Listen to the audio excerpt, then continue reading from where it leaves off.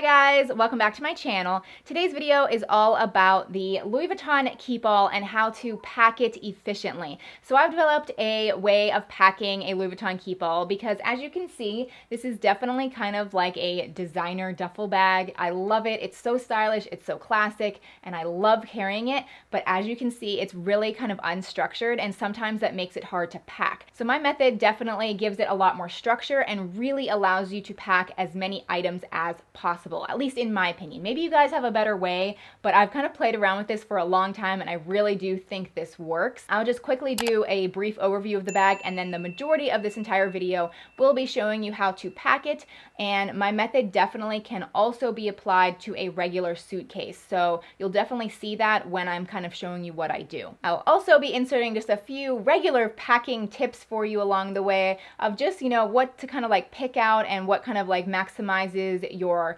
options while you are on your little trip or getaway or wherever you may be going. Okay, so all about the Keepall. I'll just briefly go over a little bit about this bag because I'm sure some of you may have clicked on the video just to see a little bit more about the Keepall and kind of like the details about it. So as far as sizing is concerned, this is actually the size 55.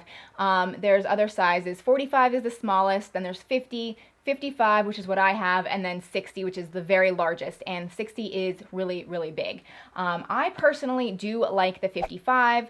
I'm not going to say what's best for you. It all just depends on how much you do want to carry, but this is like a pretty good size, but it's not too big at the same time, and it is the largest size that is approved by TSA. So hypothetically, if I wanted to take this on an airplane, that would be totally fine. You might be able to like sneak in a 60, but you're not really supposed to sneak in a 60. I don't really ever take this on an airplane, but I guess I like the option that if I needed to, I definitely could. I'll also link this down below in the description box if you want to actually check it out on the website, because as far as pricing is concerned, it's totally based on the size and then also when you're actually wanting to buy this, because Louis Vuitton does occasionally raise their prices. So I don't know when you're watching this video, but I'm not even sure what the price is right now, and it probably will change in the near future anyway. So if you want to check it out, I'll just have it listed down below. Now just a little bit about the bag, and then I have a strong recommendation if you're interested in this bag. This is the classic monogram canvas. I love this monogram canvas. Some people love it, some people hate it, but I personally really like it. As you can see, I have the black treated leather, and I do not have the classic untreated vachetta, and that is, if you're familiar with Louis Vuitton, is pretty much what you see on a lot of their bags. It's kind of like the light leather that is untreated, and you have to be very careful with it to not get it wet because it will leave marks on it. And sometimes I do like that, especially more in like a handbag, but for a travel piece, I used to have, the classic Keepall with the untreated leather, and I totally got stuck in the rain. It wasn't even rain. It was like a little dinky sprinkle, and it totally ruined the bag. I don't really understand why it happened. I think it was a vintage piece, and so maybe that contributed to it. But anyway, I ended up selling that, and it was a size 50, so it was actually smaller than this. And I got the 55, and I specifically picked out the Macassar line, which is when it comes with the black leather. And so this is treated, so I can take this in any kind of weather, like sunshine, snow, sleet, hail, rain, it doesn't matter, and this will still look perfect. And I truly, truly do appreciate that because I'm clearly a little bit picky when it comes to watermarks. I'm just not a fan. Some people don't mind it, but when it comes to this, I just don't think I like it. One last thing about this bag, if you're interested in buying it, I'm just gonna do a little teeny tiny like extreme recommendation for you. I really recommend that you get the bandoulière, and the bandoulière is this strap right here. It does make the bag a little bit more expensive. It's not like tons more expensive, but it's enough that you notice there's a price difference. It is like a leather strap. It does come with a little bit of padding, but it is so incredibly worth it because this thing can get pretty heavy, and it just doesn't seem to make sense long term when you're like actually carrying it through an airport or carrying it through wherever you're going, just to only carry it by a top handle. Like it really makes sense to have this strap to put over your shoulder, and I just appreciate it every single time I use this bag. My husband appreciates it. He just really loves it too. So if you're gonna buy this, I'm telling you, just trust me, you'll thank me later. Just go for the bandoulière version. Okay, so now we are on to the packing portion of my video, and I'm going to do a little bit of magic. I did magic once in my video before, so I thought I'd bring it back. So I'm just gonna snap my fingers and the clothes will appear upon the bed. So 1, 2, 3, I'm so dumb. So here are my clothes, magically upon the bed. Just kidding. Let's get into packing, and I will show you exactly what I do to get started with the packing process, and then I will actually pack everything in this bag exactly how I would, and I'll show you how it gives it a lot more structure, and it really does allow you to pack the bag a little bit more, or a lot bit more efficiently. Okay, so as you can see, this bag looks like it's already packed, but in fact it is actually how I store it, and I'm gonna show you that when I unzip the bag, it actually has a king size pillow, which is what I use to store the bag, and I actually keep it in my closet, and I really like to look at this all the time, so I have it stored and it kind of keeps the shape well, and I love doing it that way, and the king size pillow is perfect. Throw that out of the way. That didn't work. When I do that, it just naturally flops down into this folded position, and that is actually what it looks like if you were to buy this brand new. It'll come in the box and it will be folded up completely like this. And some people don't like that because for a little bit, like I'd say at least a few weeks to a month, there are definitely a little bit of creases in the canvas just because it is stored that way. And that's another reason why I do like to store it with the pillow, and it kind of like keeps its shape and doesn't allow any of the folds. And the folds will definitely go away. It's not like it's permanent, but it does just have this natural tendency to be flat, and I think that's also kind of why it's hard to pack, because it just wants to flop down. Change the camera angle a little bit just so you can see what I'm doing just a little bit better. So what I like to do to build the foundation of the bag, I sound like I'm building a house, but what I like to do to build the foundation of the bag and really kind of make it a little bit more sturdy is take my jeans and pants, which are right here. And these, you know, they don't really get wrinkled very much, and they're kind of harder, and they're a lot more structured, and they just give it a really good foundation and base to the bag. I'm personally a pants person, so I like to take a lot of jeans and pants. I like light jeans.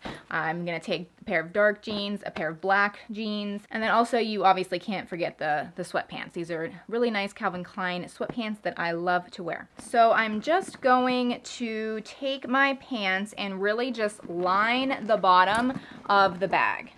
Okay, so as you can see, they're just completely lining the bottom of the bag, and it's now kind of like a lot harder down there, and it also is a little bit more of protection of the bag because clearly this is kind of expensive. And shout out to Monsieur Alex, because he definitely had a Keepall, and I'm pretty sure something punctured it, so that's definitely not good, but I don't think it's gonna happen to me. I don't know, but I just kind of like how I'm not gonna have like shoes or anything sharp down at the bottom where the, you know, the most weight is kind of like pushing on it, and that I just feel like it's a little bit more protection of the bag as well. And then as you see, when I let go, it's just gonna flop down again. Okay, so here are all of my shirts, and as you can see, I have rolled them up. So that's kind of the other portion of my packing method. I like to kind of mix just the normal packing ways of just regular folding, but then I also like to incorporate the rolling effect, because not only does rolling your shirts or your clothes really kind of save space, but it also allows you to be wrinkle free. It really, really does prevent wrinkles, and I love rolling my clothes. So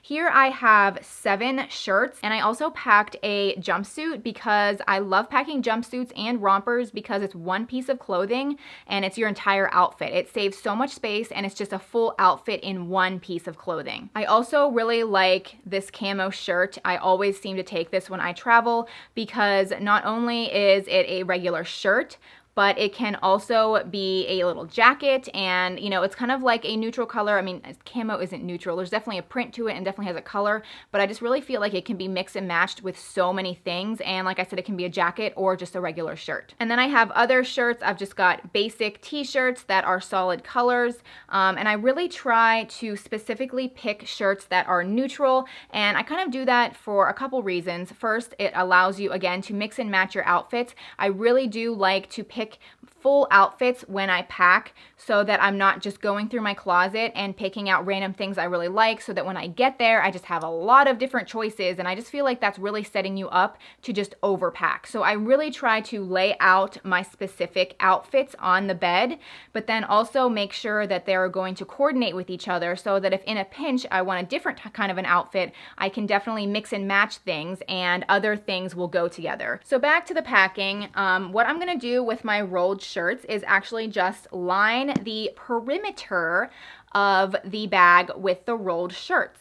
So here I'm just going to put it right there, and I'm just gonna go the whole way outside of the bag, and it will really give it structure and will really make it look kind of like the classic Keepall duffel bag as you are used to seeing it, and not folded up. So here is a sweater, and I really like to always take sweaters just because sometimes I'm freezing. And I'm gonna take this camo thing and again just line it and specifically put it at the very, very end of the bag to really push that side up.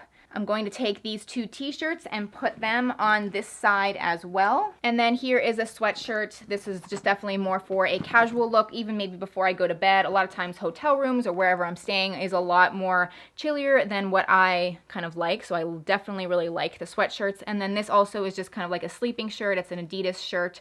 I love it. And again, it's kind of like classic neutral color. I could definitely wear this out as well. And then my jumpsuit.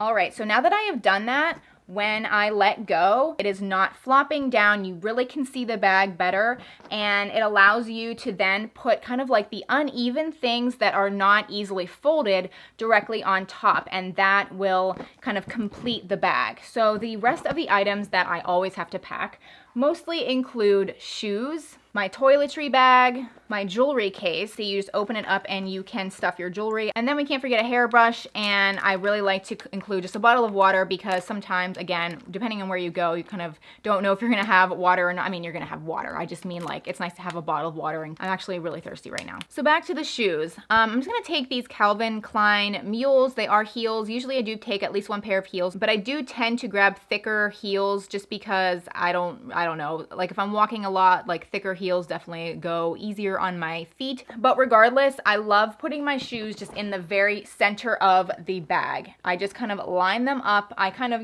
maneuver them whatever way will fit best between the clothes. Sometimes I do put them on their side like that. Now, if you think your shoes are a little bit dirty, you could definitely put them in like a, a plastic bag, like a Walmart bag or something like that to protect your clothes. So having your shoes in the middle of the bag prevents the bag from being lopsided, and it also prevents like any weird, like pointy objects. So that's why I think it's always really great to keep your shoes kind of in the center. And again, it just kind of makes the bag a lot easier to carry as well. And I always grab beige or like neutral flats. So again, I can mix and match with all of the outfits. And then we can't forget the sneakers. We have to take the sneakers. Pretty sure that when I travel, I'm always wearing sneakers, and I always do stuff my socks in my shoes. So not only I can visibly see that I am bringing socks, but it also just kind of is another little secret packing tip to save space. Okay, so as you can see, my shoes are lined up here in the center. And so basically that just allows all of the miscellaneous things to be packed in here. So I can obviously fit in my jewelry case here, and then also my toiletry bag. Now this also is a vintage Louis Vuitton toiletry case. Clearly I kind of have a thing for Louis Vuitton, but this is so old, but it's held up so well. And I just pack all of my makeup, my toothbrush, my toothpaste, I've got my deodorant, face wash, everything in here. So in this case, I'm just gonna go ahead and stick it right on top. There is seriously so much more space here, and the only things that I didn't really pack are my underwear, just because I don't really wanna show you my underwear, and my bras. So I would also pack that, and that, definitely fits. Don't forget this water bottle. Usually I'll also take a hair straightener. So yeah, there is like tons of extra space here. So I'm just gonna go ahead and zip it up, and I love this silver hardware zipper. A lot of Louis Vuitton things have the gold hardware, which I love, but I really appreciate that this has the silver. Whew. So now that I have this whole bag packed and I have nowhere to go, it's kind of depressing. I should have planned this video better so that I actually had somewhere to go when I was done with this video. But now I just have to unpack my bag and put everything away, which is the worst part. But yeah, my packing method can definitely be applied to just a regular suitcase, because I also, when I, actually take a suitcase or a carry-on that's very square and flat, I do also line my suitcase with my jeans and my pants, because they're very flat and they're very, they're a little bit harder, and they really just fit well at the very bottom. And then of course, all of the items that are very wrinkly, I love rolling them up, and I just line them up along the sides. And then again, I put my shoes in the very center of the bag, and that way everything just seems to have their own place and kind of like fits together a lot better. So again, this method can be applied applied, you know, the Keepall or any suitcase. I hope you guys enjoyed seeing my ways. If you guys have maybe a better idea or something that you love doing, I would love for you to comment it down below. I love reading your comments. They seriously mean so much to me. I read every single comment, like even the mean ones. I know there's mean ones, but I really do truly read every comment. I try to respond to as many as possible, and I think I do a really good job. But yeah, I just want to let you know that all of your interactions with me truly mean the world to me. I don't know why I'm getting off on this tangent. Thank you guys for watching, and I will see you guys very soon in my next video. Bye!